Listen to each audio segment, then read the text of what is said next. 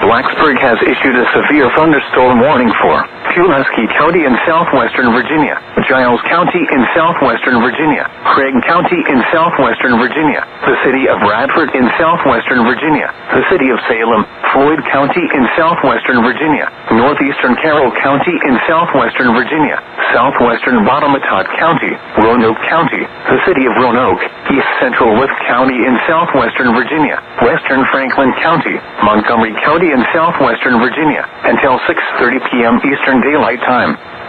At 5:34 p.m. Eastern Daylight Time, severe thunderstorms were located along a line extending from Parisburg to near Dublin to near Ennis, moving east at 50 miles per hour. Hazard, 70 miles per hour wind gusts and quarter-size hail. Source, radar indicated. Impact, hail damage to vehicles is expected. Expect considerable tree damage. Wind damage is also likely to mobile homes, roofs, and outbuildings.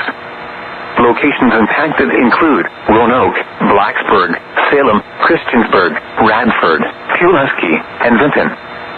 This includes the following locations: Virginia Tech, the Salem Fairgrounds, and Roanoke Regional Airport.